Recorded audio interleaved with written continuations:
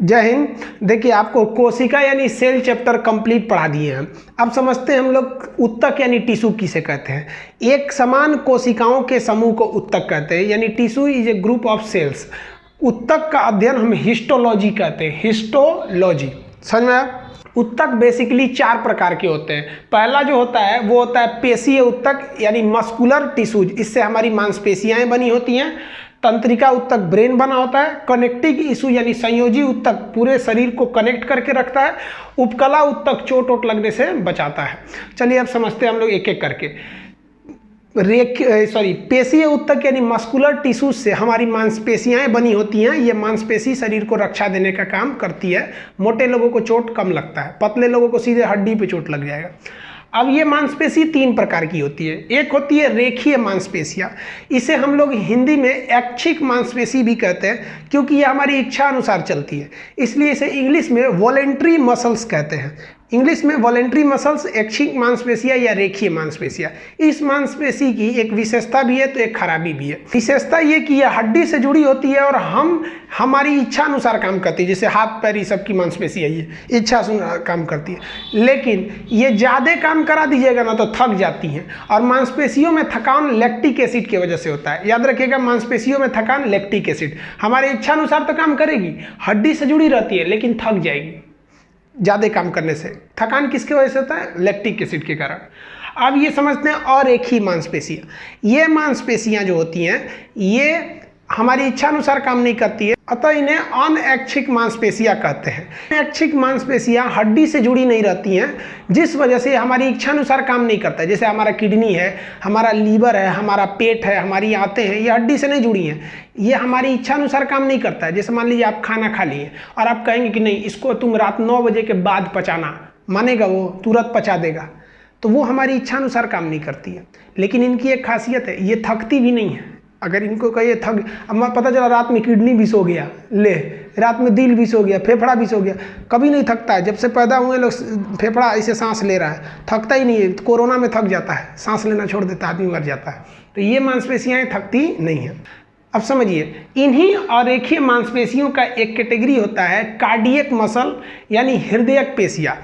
हृदयक पेशियाँ इस अरेखीय का ही एक कैटेगरी है जिसका दिल बना होता है। दिल एक अलग प्रकार के मांस का बना होता है, उसे हम हृदयक पेशी या कार्डियक मसल कहते हैं। इन तीनों प्रकार की मसल को मिला देते हैं तो बनता है पेशीय उत्तक, जो उत्तक का एक प्रकार है।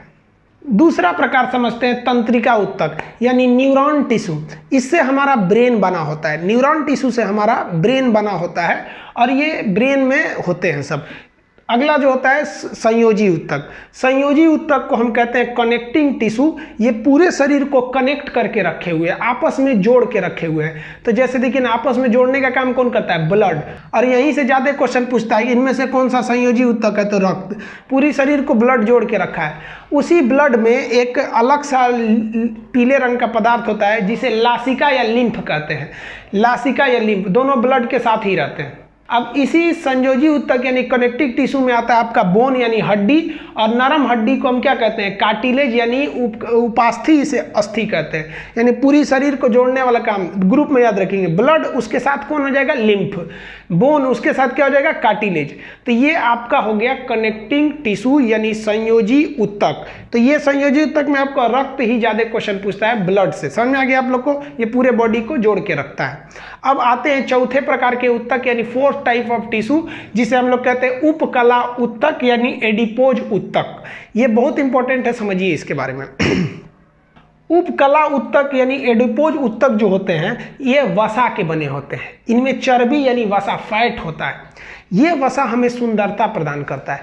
जिनमें वसा होता है ना, वो मोटे ताजे दिखते हैं, गाल फूला फूला दिखता है। और वही वसा कम रहेगा तो ढसकल पचकल टेढ़ टाढ़ हो जाएंगे।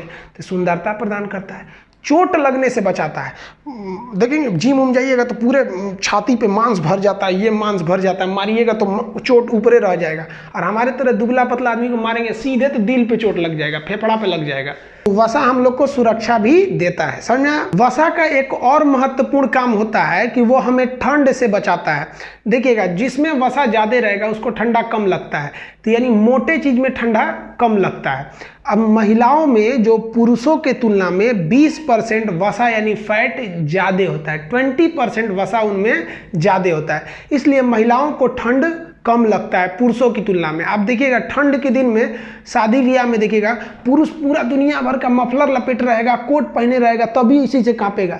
और उसी की पत्नी को देखिएगा ना, महिला को एगो साड़ी पहन लेगी और उसी में झमकाएगी और पिछवा ना इसे काट लेगी, इतना बड़का लगेगा एयरपोर्ट है पूरा, उसको ठंडा नहीं लगेगा। और थोड़ा आप निकलिए तो वैसे ही ठंडी के दिन में मार देगा, वहीं गिर जाइएगा।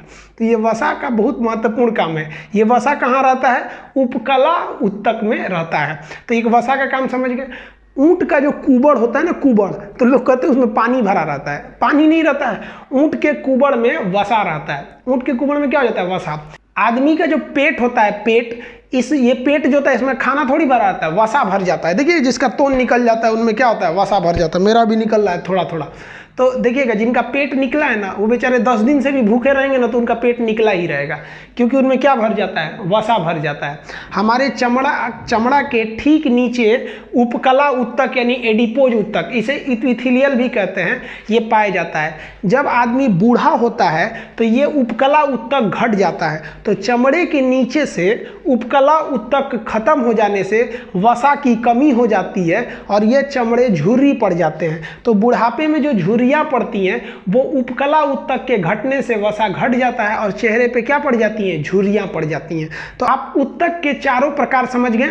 पेशीय उत्तक की मांसपेशियाँ बनी होती हैं, तंत्रिका उत्तक का ब्रेन बना होता है, संयोजी उत्तक ब्लड, उसके साथ लिम्फ, बोन, उसके साथ कार्टिलेज, और उपकला उत्तक की वसा। वसा के काम क्या क्या थे हम समझा दिए आपको। आप इसका एक स्क्रीनशॉट लीजिए, फिर नेक्स्ट वीडियो में हम आगे के चैप्टर को समझेंगे।